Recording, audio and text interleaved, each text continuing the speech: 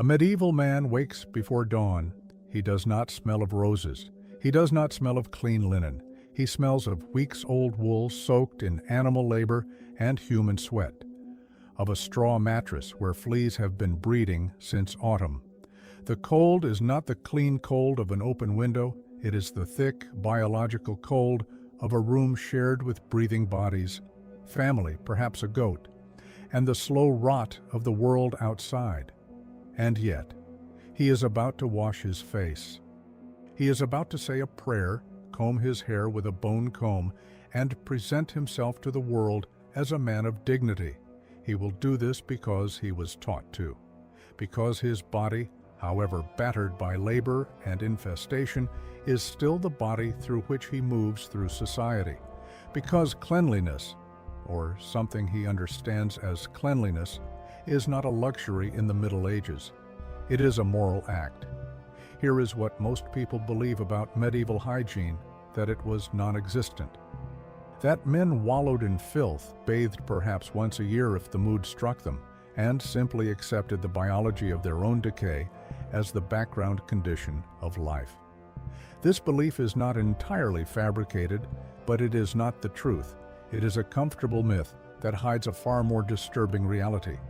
Because the real story is worse than they were dirty. The real story is that they tried. They tried, and the world they were trying in was arrayed against them at every level. The infrastructure, the science, the theology, the tools. Every instrument of cleanliness that a medieval man reached for had the capacity to infect him, humiliate him, or kill him. And in the gap between intention and outcome, between the basin of cold, contaminated water and the dream of a clean face, lies an entire civilization's relationship with the human body. Stay until the end of this video.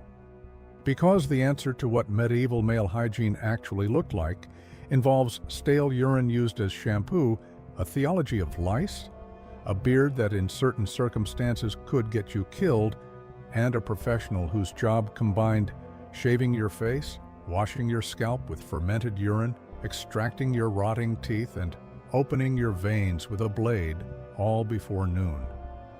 What did clean even mean when the tools, the knowledge, and the infrastructure were all against you? Let's find out. The straw pallet. That is where it begins. Not a mattress in any modern sense, a sack of dried plant matter, changed rarely, home to generations of fleas, lice, and the microscopic mites that feed on shed skin. A medieval peasant man sleeps on and in a biological ecosystem. He wakes not refreshed but continuous, the same body that labored through yesterday, that sweated and bled and was bitten, now rising to do it again. He does not have a mirror. Not because mirrors didn't exist in the Middle Ages, they did, but because they were small, expensive, made from polished metal or imperfect glass that returned a blurred, distorted shadow of a face. A mirror that showed you your actual reflection was a luxury of the wealthy. Most men move through their entire lives without once seeing themselves clearly. They groomed by touch, by approximation, by what the hands told the face, the basin. Cold water, poured the night before or fetched this morning from a well, a trough, a nearby stream. He washes his hands first, then his face. This is not guesswork. Multiple medieval health manuals and etiquette guides confirm that morning hand and face washing was a near universal expectation across classes. The 13th century Regimen Sanitatis tradition, circulating in various forms across Europe, treated basic morning ablutions as foundational to health. The water is not clean by any modern standard. It comes from a shared source where animals also drink, where runoff from the street infiltrates the well, where bacteria multiply in ways that medieval men cannot name, because germ theory will not exist for another 4 centuries. He dries on a rough cloth. He does not change his undergarments, not because he is slovenly, but because he owns one set, perhaps 2. Linen, the material of the shirt closest to skin, was washed periodically, boiled when possible to kill parasites, dried in the sun when the sky allowed it. but periodically means weeks apart in winter. The smell that clings to him is not the smell of a man who has abandoned himself. It is the smell of a man navigating scarcity. He moves into his day. The smell moves with him. Now shatter it. Records from 13th century Paris document 32 functioning public bathhouses operating within the city limits. Medieval Nuremberg maintained up to 14 simultaneously. The 14th century Italian physician Maino de Maineri, writing in his Regimen Sanitatis, explicitly recommended bathing as a means of cleansing the body of residues left by physical exertion. Public bathhouses across medieval Europe were not tolerated. They were popular, social. For urban men, often a weekly ritual. Men bathed communally, ate inside the bathhouse, gossiped across the steam, drank ale at the edge of the water. The bathhouse was, in some cities, as central to social life as the tavern. But here is where the myth reasserts itself in a more disturbing form. The bathwater was shared. A single tub might hold 4 or 5 men, heated once, not drained and refilled between bathers. The man who entered last bathed in the warm biological residue of everyone who entered before him. He emerged, by medieval standards, clean. By any modern standard, he had submerged himself in a diluted soup of other men's skin, sweat, and whatever infectious agents they were carrying. The ritual of cleanliness, in this case, was also a mechanism of disease transmission, and that was the city. For the majority of medieval men, the serfs and villains of rural England, the agricultural laborers of northern France, the peasant farmers of Germany, a bathhouse was a half-day journey. A financial expense, often an impossibility. Their bathing was a wooden barrel filled from a river, a jug of cold water poured over the head in a field, a plunge into moving water when the weather allowed and the work permitted, once a week perhaps, less in winter, much less. The image of the universally filthy medieval man is wrong, but the image of the man desperately trying to be clean in conditions that made cleanliness structurally impossible, that is exactly right. Here is where it gets genuinely strange. The barber-surgeon. He is the most important figure in a medieval man's grooming life. And he is not simply a barber. He is the man who cuts your hair, shapes your beard, shaves your face with a long single-edged blade that has no modern steel, no consistent temper, no guarantee of a steady edge.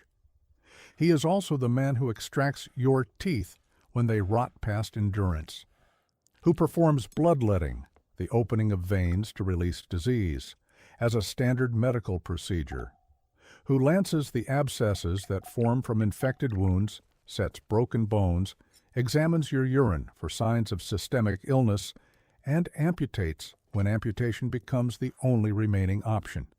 Getting a shave in the Middle Ages meant sitting down in front of a man who might amputate your neighbor's arm before lunch. Imagine the physical reality of it, the cold of the metal blade, the absence of proper antiseptic. The blood-stained rags hung near the door, not as a warning but as a practical matter, the tools of the previous procedure simply drying. The famous red and white barber's pole, still visible on high streets today, did not originate as a cheerful decorative element. It originated as a representation of the blood-soaked bandages of the barber-surgeon's trade wrapped around a white pole to dry in the air outside his door. Now, the detail that should stop you cold. Barber-surgeons in the Middle Ages used stale urine as shampoo. The substance was known in Latin as lotium, fermented urine, left to stand until ammonia formed naturally within it. The Romans had used it for centuries as a cleaning agent. Medieval barbers continued the practice.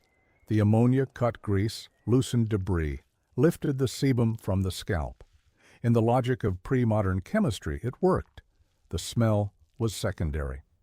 The lowest-tier barbers who could not afford shaving soap, records from a 1499 Oxford Guild document suggest this was not uncommon, used the froth from ale to lather the faces of their clients before applying the blade.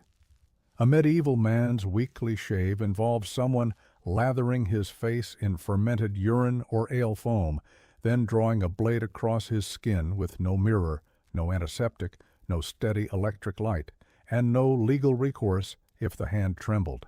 Shaving was not universal.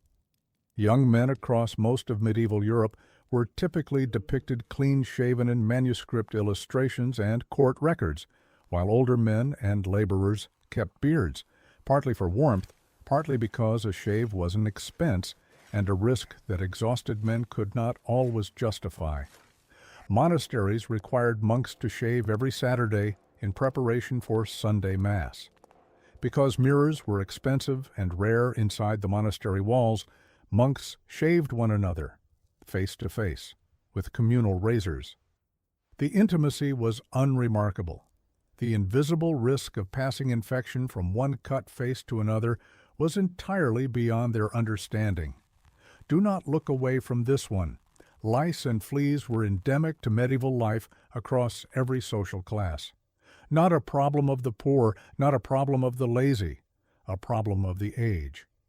They lived in bedding, in clothing, in the seams of fabric, in hair, in the fur of every domestic animal that shared human space, which was most of them.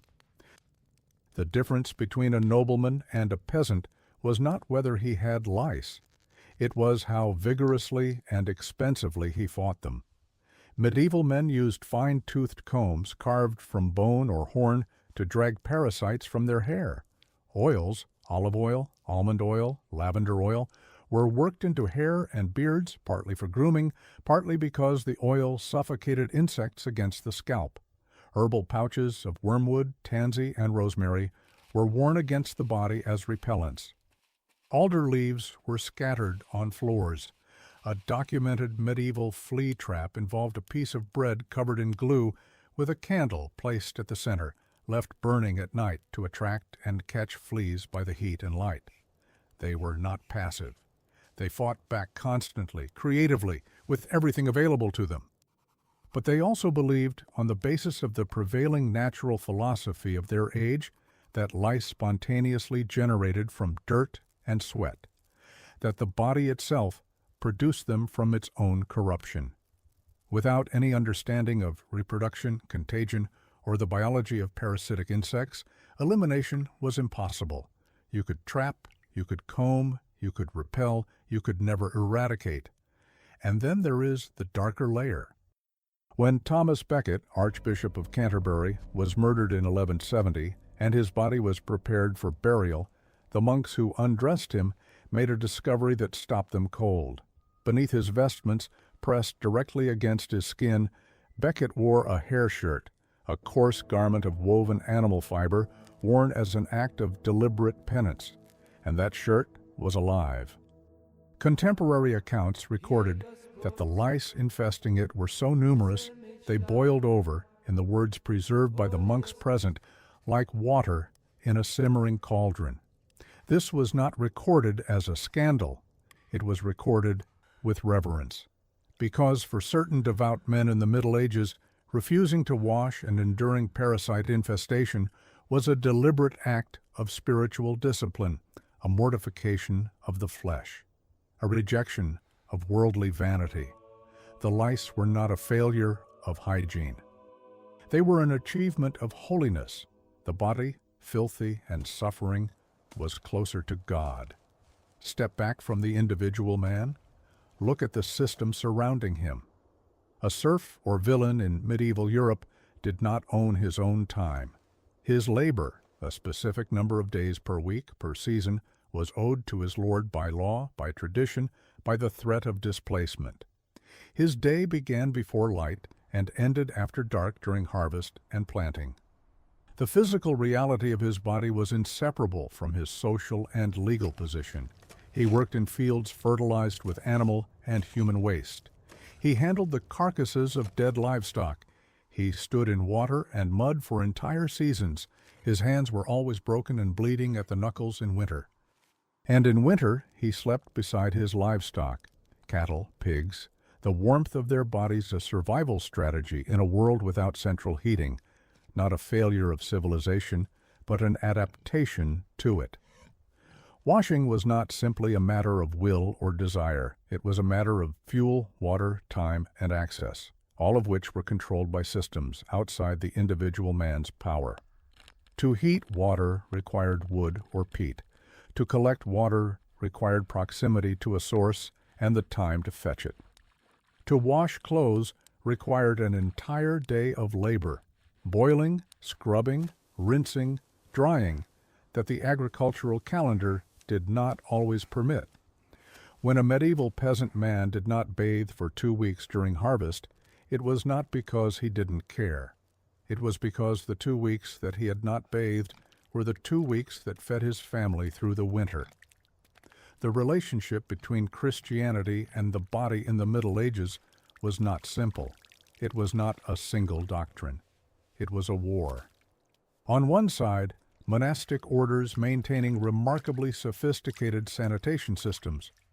Cluny Abbey in France featured a large communal lavabo, a stone basin, where monks were required to wash hands before every meal. Monastery latrines were often engineered directly over running streams for continuous drainage. Records from some English monasteries show towels changed twice weekly and hand basins replenished with fresh water on a regular schedule. Cleanliness in these institutions was a form of order, discipline, and devotion. The rule of Saint Benedict was not a document that celebrated bodily filth. On the other side, the powerful theological tradition that the body was corrupt, temporary, and spiritually dangerous. This tradition produced a documented phenomenon: men, particularly clergy and ascetics, who refused to wash as a form of devotion, who welcomed lice as companions in their suffering, who understood their own bodily discomfort as evidence of spiritual seriousness, as proof that they had not been seduced by the vanity of the flesh.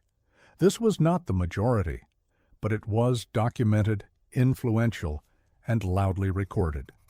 And here is where history made its catastrophic error. When early Victorian historians began excavating the medieval past, the written records available to them were overwhelmingly ecclesiastical: church manuscripts, the lives of saints, the accounts of monks. Secular records were scarcer, harder to read, less preserved, and what the church records most reliably preserved were the extraordinary, the miraculous, the devout, the men whose filth was held up as evidence of their holiness. Historians read about the lice-covered saint and concluded that everyone lived this way. They encountered no running water, no plumbing, no infrastructure of modern cleanliness, and they concluded, absence of our systems means absence of their intention. They were wrong. The absence of our systems meant the presence of different systems. The intention was often identical. Medieval men did not have running water. That single fact reshapes everything else. To wash required fetching water, transporting it, often heating it, a process that consumed time, physical labor, and fuel. In cities, public wells and fountains were shared resources maintained, however imperfectly, by municipal authority. Medieval urban governments in multiple European cities passed ordinances forbidding the dumping of waste directly into rivers. They required privies to be constructed away from drinking wells. They levied fines on residents who left animal carcasses in the streets. They attempted, repeatedly across centuries, to engineer the separation of waste from water supply. These ordinances are evidence of what was attempted, not what was achieved. Cesspits overflowed into neighboring foundations. Drains ran uphill. Animals wandered freely through market streets. The gap between the ideal of cleanliness articulated in civic legislation and the physical reality of medieval urban infrastructure was immense. But the ideal was there. Someone knew what they were trying to build. Someone understood that wastewater and drinking water should not occupy the same space. For men outside cities, the majority, there were no ordinances, no bathhouses, no maintained wells. There was the river, the rain barrel, the damp cloth, the cold morning. Hygiene in the Middle Ages was deeply, specifically socially coded. A clean-shaved face on a young man signaled social respectability, a man who had access to a barber who could afford the time and expense of a shave, who was not a laborer too exhausted to care. A well-groomed beard on an older man or a knight signaled honor, so much so that in documented cases, touching another man's beard without his permission was treated as a serious insult. Grounds for a challenge. The beard was not merely hair. It was a social and moral statement, and its integrity was defended accordingly. Fingernail trimming was advised explicitly in medieval etiquette manuals. Teeth were cleaned using hazel twigs, small pieces of woolen cloth, and herbal powders, dried mint marjoram, as recommended by the 13th century English physician Gilbert of England. Clean breath was considered not merely courteous, but medically protective, a guard against the miasmatic bad air believed to carry disease. Men of the upper classes wore pomanders, small balls of aromatic herbs and scented wax carried in pouches or worn around the neck, both to mask body odor, and they believed to protect themselves from infection by surrounding themselves with purifying fragrance. Rose water was applied to faces and hands. Perfumed ointments were worked into skin. None of this worked in any bacteriological sense. The pomander did not neutralize plague. The rose water did not kill pathogens. But that is not the point. The point is that medieval men were not indifferent to their own bodies. They were obsessed with them, with managing their appearance, their smell, their presentation, in precisely the ways that the knowledge and tools of their age allowed. The goal was not clinical sterility. It was the performance of cleanliness, the visible olfactory signal that you were not an animal, not a threat, not beneath contempt, the Black Death. When bubonic plague arrived in Europe between 1347 and 1351, it killed somewhere between 1/3 and 1/2 of the continent's population. Some regions lost more. Medieval men had no coherent framework for what was happening. The dominant explanation, shared by physicians, clergy, and civic authorities, was miasma, disease carried in corrupted, foul-smelling air, generated by rotting matter, stagnant water, and the exhalations of the sick. This was not irrationality. It was the most sophisticated theory available, built on centuries of medical observation. Foul places did produce disease. Bad air did seem to precede death. The theory was wrong in mechanism, but not in correlation. The hygiene responses that followed were therefore aimed at odor. Men burned aromatic herbs in the streets. They carried pomanders to the market. They avoided low-lying, wet, bad-smelling areas. They applied perfume. They did not, because they could not, address the rat fleas actually transmitting Yersinia pestis into the bloodstream through the bite. The actual vector was invisible to them, not because they were stupid, but because it was invisible to everyone, everywhere, in 1347. The plague did not spread because medieval men were dirty. It spread because their entire conceptual framework for understanding disease was pointing 90 degrees away from the actual cause. The hygiene measures they undertook were sincere, often sophisticated, within the logic of their medical tradition, and entirely, catastrophically irrelevant to the thing that was killing them. They washed their hands, they burned lavender. They died anyway. And that, more than any detail about shared bathwater or fermented urine, is the most unsettling truth about male hygiene in the Middle Ages. Not that they failed to try, but that trying, in the conditions they faced with the knowledge they possessed, was sometimes indistinguishable from doing nothing at all. So next time you stand at your sink in the morning, clean running water from a tap, soap that kills bacteria it was designed to kill, a mirror that shows you your actual face in actual light, a razor with a replaceable blade and a safety guard, a towel washed in a machine at 60 degrees. Consider what it cost to get here, not the money, the centuries. The medieval man washing his face in a basin of contaminated water before a day of exhausting feudal labor was not ignorant by choice. He was operating at the absolute edge of what his world made possible. He combed lice from his beard not in resignation, but in the same spirit that you replace a toothbrush. Because this is what you do, this is the ritual, this is the gesture that separates a man from the state of pure biological surrender. He shaved with a blade of uncertain sharpness, lathered in substances we would now consider absurd, and walked into a world that smelled of manure and rot and the smoke of damp wood. And he still believed deeply and genuinely that cleanliness was connected to dignity, to health, to God, to his place in the social order that gave his life meaning. That belief is not dead. The barber-surgeon's legacy lives in every modern barbershop: the hot towel, the straight blade, the chair, the ritual. The red and white pole still spins outside the door, a piece of advertising so old it has forgotten what it was advertising.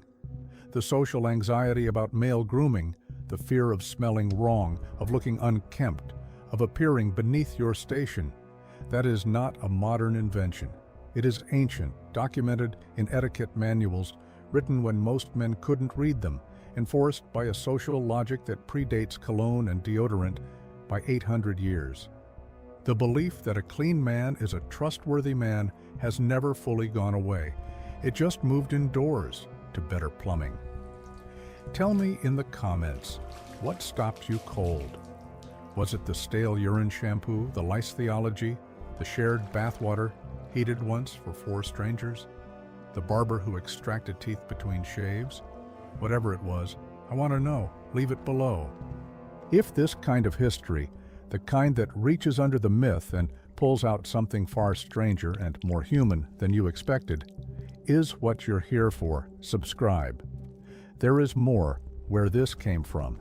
And if this video changed how you see the Middle Ages, even slightly, hit like. It means more than you think.